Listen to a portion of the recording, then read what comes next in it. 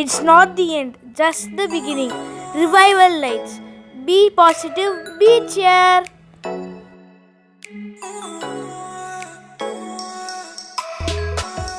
Happy and blessed morning. நம்முடைய videos ஒவ்வொரு திங்கட்கிழமை காலை உங்களை ரீச் பண்ணும். ஆல்ரெடி நம்ம சேனலில் இது போல் மோட்டிவேஷனல் ஸ்பிரிச்சுவல் வீடியோஸ் நிறைய லோட் பண்ணியிருக்கோம். உங்களுக்கு டைம் இருக்கும்போது கண்டிப்பாக விசிட் பண்ணி பாருங்கள், உங்களுக்கு ரொம்பவும் யூஸ்ஃபுல்லாக இருக்கும். இந்த வாரம் நம்ம பார்க்க போகிறது கேள்விகள். ஏன், எப்படி, எதற்கு, கொஸ்டின்ஸ், ஒய். இது போல் நிறைய கேள்விகள் நம் வாழ்நாள் முழுவதும் இருந்து கொண்டே தான் இருக்கிறது. நம்முடைய ஜீவன் உள்ள மட்டும் நம்முடைய வாழ்க்கையில் எல்லாவற்றிற்கும் கேள்விகள் எழும்பிக் கொண்டே தான் இருக்கும். விடை தெரியாத இந்த வாழ்க்கைக்கு தான் எத்தனை கேள்விகள். பதிலை தேடுகிறோம், ஆனால் கடைசி மட்டும் சில கேள்விகளுக்கு பதில் கிடைக்காமலே போகின்றது. இதுதாங்க விசித்திரமான வாழ்க்கை. அப்படியென்றால் நம்முடைய வாழ்க்கையில் கேள்விகள் இருப்பது தவறா? இல்லைங்க, தவறு ஒன்றும் இல்லை. ஒரு விவேகமான ஞானமுள்ள கேள்வி என்பது ஞானத்தின் பாதி அளவுக்கு சமம். யார் ஒருவர் கேள்வியை கேட்கவில்லை என்றால் ஒன்று அவருக்கு எல்லாம் தெரியும் என்ற எண்ணமாக இருக்கலாம், இல்லை எதுவுமே தெரியாமல் இருக்கலாம். இதுதான் உண்மை. சில நேரங்களில் சில இடங்களில் சில காரியங்களை யாரிடத்திலும் விவாதிக்க முடியாமல் இருக்கலாம். ஆனால் அதற்கான விடைகளை கண்டுபிடிப்பதற்கு கேள்விகளாக கேட்டு நாம் தெரிந்து கொள்ளலாம். ஏனென்றால் நம்முடைய வாழ்க்கையின் பெரும் பகுதி ஏன், எப்படி என்ற கேள்விகளுக்கு பதில் தேடியே முடிந்து விடுகிறது. இந்த கேள்விகளும் அவசியமாகத்தான் இருக்கிறது. நம்முடைய வாழ்க்கையை புரிந்து கொள்வதற்கும் நடத்துவதற்கும் இப்படிப்பட்ட கேள்விகள் நிச்சயமாக நம் வாழ்க்கையில் தேவைதான். ஆனால் சில நேரங்களில் சில காரியங்கள் நடக்கும்போது எல்லாவற்றுக்கும் கேள்விகள் கேட்டுக்கொண்டே இருந்தால் நம்முடைய வாழ்வில் சந்தோஷமே இருக்காது.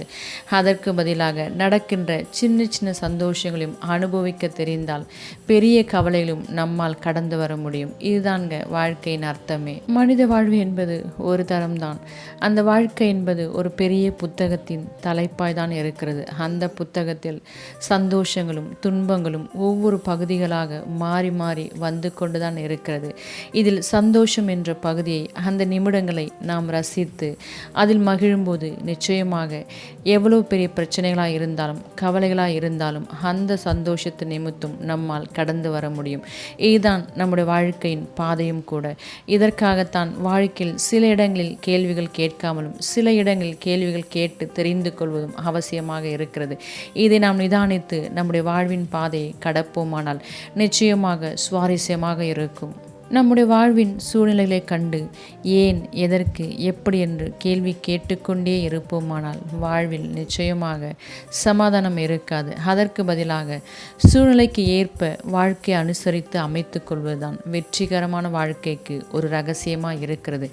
இந்த உண்மை தெரிந்தால் நிச்சயமாக நம்முடைய வாழ்க்கை பயணம் சுவாரஸ்யமாக, மகிழ்ச்சியாக, சமாதானமாக இருக்கும். வாழ்க்கையில் கேள்விகளே இல்லாமல் எதையுமே கற்றுக்கொள்ள முடியாது. என்னங்க, ரொம்ப குழப்பமாக இருக்கா? கேள்விகள் கேட்க வேண்டுமா, இல்லை வேண்டாமா? நிச்சயமாக பல இடங்களில் கேள்விகள் கேட்டுதான் ஆக வேண்டும். அப்பொழுதுதான் அங்கிருக்க உண்மையான சூழ்நிலையை நாம் புரிந்து கொள்ளக்கூடிய வழியும் திறக்கும். அதே போல உறவுகளை குறித்ததான புரிதலும் இருக்கும். கேள்விகள் அவசியம்தான், ஆனால் எல்லா இடத்திலும் அல்ல.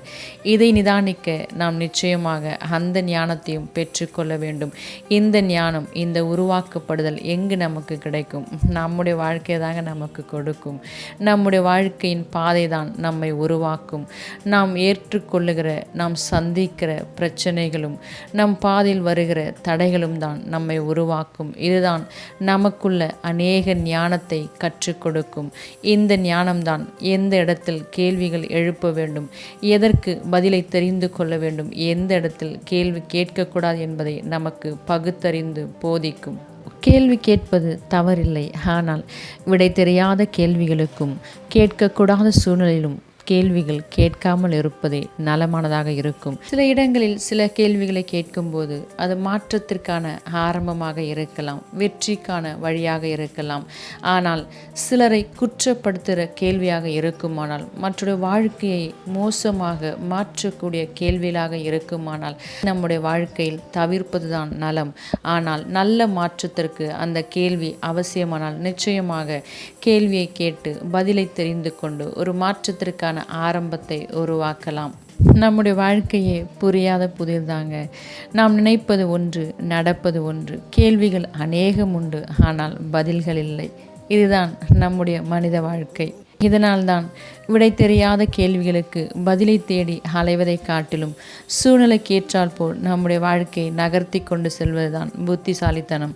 இந்த உலகில் பல பேருடைய வாழ்க்கை எப்படி இருக்கும் என்றால், நாம் எப்படி வாழ வேண்டும் என்று நினைத்திருக்கிறோமோ அந்த வாழ்க்கையை மற்றவர்கள் வாழ்ந்து கொண்டிருப்பார்கள்.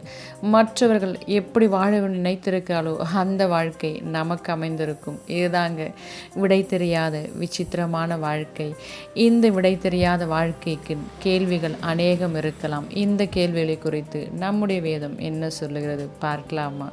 ஏசப்ப பிள்ளைகளாகிய நம்முடைய வாழ்க்கையிலும் அநேக கேள்விகள் உண்டு. ஏன், எதற்கு, எப்படி? ஆனால் எல்லா கேள்விகளுக்கும் பதில் ஒருவர்தான், அவர்தான் நம்முடைய ஏசப்பா.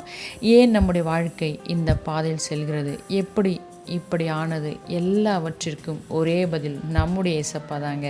ஏனென்றால் ஏசப்பா நம்முடைய எதிர்காலத்தை அறிந்தவர். நமக்கென்று திட்டங்களை வகுத்து திட்டங்களை செயல்படுத்த வல்லவராய் இருக்கிறார்.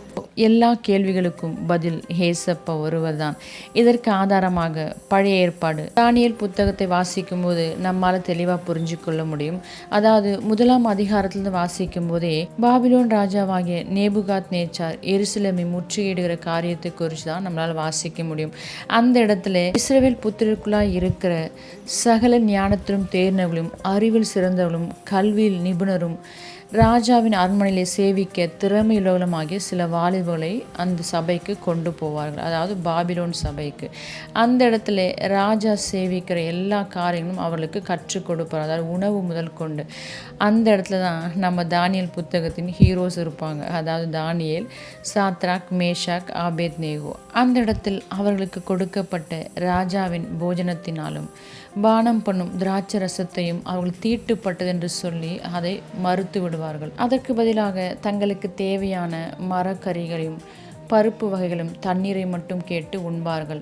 அதே போல அந்த பிரதானியிடத்தில் தானியேல் சொல்வார், எங்கள் முக பிரகாசங்களை பாருங்கள், அவர்களை காட்டிலும் எங்கள் முகம் பிரகாசமாக இருக்கும் என்று சொல்லி கர்த்தர் மீது வைத்திருக்கிற விசுவாசத்து நிமித்தம் அவர் அந்த இடத்தில் அப்படி உரைப்பார். அதே போல தாங்க 9ஆம் வசனம் வாசிக்கும்போது தேவன் தானியேலுக்கு பிரதானிகளின் தலைவரிடத்திலும் தயவு இரக்கமும் கிடைக்கும்படி செய்தார். பாருங்களேன், இந்த இடத்துல கூட அவர்களுக்கு தயவும் இரக்கமும் கிடைக்கும்படி கர்த்தர் செய்தாராம். இதுவும் கர்த்தருடைய திட்டம் தாங்க. இந்த சம்பவத்தை யோசித்து பார்க்கும்போது ஏன் தானியேல், சாத்ராக், மேஷாக், ஆபேத்நேகோ பாபிலோன் தேசத்திற்கு கொண்டு வரப்பட்டார்கள்? எதற்காக அவர்களுக்கு அந்த அரண்மனையில் இந்த பழக்க வழக்கங்கள் கற்றுக் கொடுக்கப்படுகிறது? எப்படி அவருடைய வாழ்க்கை மாறும்? இந்த கேள்விகளுக்கெல்லாம் ஒரே பதில் ஏசப்பா தாங்க.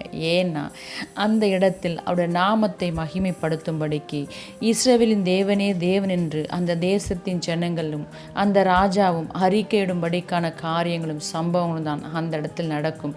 2ஆம் அதிகாரத்திலே நம்ம வாசிக்க தொடங்கும் போதே நேபுகாத் நேச்சாருக்கு ஒரு சொப்பனம் உண்டாகும்.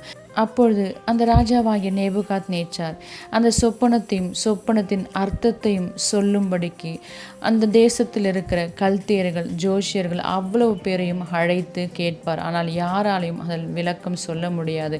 அப்பொழுதுதான் தானியேலுக்கு அந்த அழைப்பு கொடுக்கப்படும். அப்பொழுது தானியேலுக்கு கர்த்தர் அந்த மறைபொருளை வெளிப்படுத்துவார். இது 2ஆம் அதிகாரம் 19ஆம் வசனம் வாசிக்கும்போது, பின்பு ராக்காலத்தில் தரிசனத்திலே தானியேலுக்கு மறைபொருள் வெளிப்படுத்தப்பட்டது. அப்பொழுது தானியேல் பரலோகத்தின் தேவனை ஸ்தோத்தரித்தார். அதே போல இந்த சொப்பனம் எதற்காக அங்கு வெளிப்படுத்தப்பட்டது? 28ஆம் வசனம் வாசிக்கும்போது, மறைப்பொருள்களை வெளிப்படுத்துகிற பரலோகத்தில் இருக்கிற தேவன் கடைசி நாட்களில் சம்பவிப்பதை ராஜாவாகிய நேபுகாத் நேச்சாருக்கு தெரிவித்திருக்கிறார். உம்முடைய சொப்பனமும் உமது படுக்கையின் மேல் உம்முடைய தலையின் உண்டான தரிசனங்களும் என்னவென்றார். இப்படி தான் அந்த சொப்பனத்தை குறித்து அவர் வெளிப்படுத்துவார். அதே போல 30ஆம் வசனம் வாசிக்கும்போது, உயிரோடு இருக்கிற எல்லாரை பார்க்கிலும் எனக்கு அதிக ஞானம் உண்டென்பதனால் அல்ல, அர்த்தம் ராஜாவுக்கு தெரிய வரவும் உம்முடைய இருதயத்தின் நினைவுகளை நீர் அறியவும் இந்த மறைபொருள் எனக்கு வெளியாக்கப்பட்டது. அந்த காலகட்டத்தில் தானியேல் வாழ்க்கையில் ஏற்பட்ட கேள்விகளுக்கு பதில்தான் இந்த சம்பவம். ஏன் பாபிலோன் தேசத்துக்கு இவர்கள் கொண்டு வரப்பட்டார்கள், எதற்கு, எப்படி? அதற்காகத்தான் இந்த சொப்பனமும் கொடுக்கப்பட்டது. இந்த சொப்பனம் மூலமாக 2 பேருக்குமே அந்த இடத்துல பயன் ஏற்பட்டதுங்க. எப்படி என்றால், இந்த சொப்பனம் மூலமாக அந்த தேசத்தின் எதிர்காலம் எப்படி இருக்கும், அந்த ராஜ்யம் எப்படி இருக்கும் என்று ராஜா அறிந்து கொள்வதற்காகவும் அவரை குறித்து அறிந்து கொள்வதற்காகவும் இந்த சொப்பனம் கொடுக்கப்பட்டது. மற்றொன்று, தானியேல் மூலமாக இந்த சொப்பனம் விளக்கப்பட்டதன் மூலமாக தானியேல் அந்த பாபிலோன் தேசத்தின் சபையிலே உயர்த்தப்படுவார். தானியேல் மூலமாக சாத்ராக், மேஷாக், ஆபேத்நேகோ அவர்கள் மூவரும் கூட அந்த சபையில் முக்கிய பதவியில் வகிப்பார்கள். இதை 2ஆம் அதிகாரம் கடைசி வசனங்களை வாசிக்கும் போது நம்மால் புரிந்து கொள்ள முடியும். இந்த சம்பவத்தினால்தான் தானியேலும் அவருடைய நண்பர்களும் ராஜாவுக்கு மிகவும் நெருக்கமாகவும் முக்கியமான பதவிகளிலும் இருப்பார்கள். அடுத்தது, நேபுகாத் நேச்சாருக்கு அடுத்த ஸ்தானத்தில் வருகிற பெல்ஷாத்சார் என்ற ராஜாவுக்கும் கூட இவர்கள் ரொம்பவும் முக்கியமாக நெருக்கமாக இருப்பார்கள். அந்த காலகட்டத்திலும் இவர்கள் வாழ்க்கையில் சில சம்பவங்கள் நடக்கும். அதன் மூலமாக அந்த தேசத்தின் ஜனங்கள் கர்த்தரே தேவன் என்று அறிந்து கொள்வார்கள். அந்த ராஜாவும் கர்த்தர் மாத்திரம்தான் தேவன் என்றும் எல்லாருக்கும் அறிக்கையிடுவார். இதற்காக கர்த்தர் பாபிலோன் தேசத்திற்கு அவர்களை கொண்டு வந்தார்கள். அதாவது கர்த்தருடைய நாமம் மகிமைப்படும்படிக்கு முக்கியமாக தானியேலும் அவர் நண்பர்களும் உயர்வதற்காகவும் அந்த ராஜாங்கத்தை குறித்தும் அந்த ராஜ்யத்தை குறித்தும் அந்த தேசத்தை குறித்தும் அறிந்து அதற்கேற்றாற்போல் ராஜ்யம் செய்யும்படிக்காகத்தான் இவருடைய வாழ்க்கை மாற்றப்பட்டது. தானியேல் வாழ்க்கையில் கூட அநேக கேள்விகள் இருந்தது. ஆனாலும் அவர் சூழ்நிலைக்கேற்றாற்போல் தன் வாழ்க்கையை மாற்றி அமைத்து கொண்டு அதன் பாதையில் கர்த்தரின் துணையோடு நடந்து கர்த்தரின் நாமத்தை அந்த தேசத்திலே மகிமைப்படுத்தினார். இவையெல்லாம் நடப்பதற்கு தானியேலை தம்முடைய சொந்த தேசத்தை விட்டு பிரித்து கொண்டு வந்தார். தம் சொந்த ஜனங்களை விட்டு பிரித்து கொண்டு வந்தார். எதற்கென்றால் அவருடைய வாழ்க்கையில் இருக்கிற கேள்விகளுக்கு பதில் கிடைக்கும்படிக்கு தான். இது போலதாங்க நம்முடைய வாழ்க்கையிலும் நிறைய கேள்விகள் இருக்கலாம். ஆனால் பதில் உடனே நமக்கு தெரிவதில்லை. ஏனென்றால் இது போலதான் காலம் கடந்து இடத்தை பிரித்து உறவுகளை பிரித்து நம்மை வெளியே கொண்டு சென்றுதான் நம்மை உயர்த்துவார். அதன் மூலமாக அவர் நாமத்தையும் மகிமைப்படுத்துவார். இப்படி விடை தெரியாத கேள்விகளுக்கு அந்த கேள்விகளோடு அதே இடத்தில் தேங்கி நிற்காதபடிக்கு ஏசப்பா துணையோடு நம்முடைய வாழ்க்கை பயணத்தை தொடரும்போது நிச்சயமாக கர்த்தர் நம்முடைய கேள்விகள் எல்லாவற்றுக்கும் பதிலாயிருப்பார், பதில் கொடுப்பார். இப்படி அவர் நம்மோடு கூட இருக்கும்படிக்கு ஒவ்வொரு நாளும் ஏசப்பாவை ஆராதித்து அவருடைய வார்த்தைகளுக்கு கீழ்ப்படிந்து அவருடைய வசனங்களை தியானித்து அவர் சித்தத்துக்கு நம்ம ஒப்பு கொடுக்கும்போது நம்முடைய உறவு எப்போதும் ஏசப்பாவோட ஸ்ட்ராங்காக இருக்கோங்க. அப்படி இருக்கும்போது ஏசப்பா நம்மோட கூடவே இருந்து நம்மை நடத்துவார். இதெல்லாம் தியானித்து பாருங்கள். கண்டிப்பாக உங்களுக்கு ரொம்ப யூஸ்ஃபுல்லாக இருக்கும். Have a grateful and faithful week. Thank you. It's not the end, just the beginning. Revival lights. Be positive, be cheer.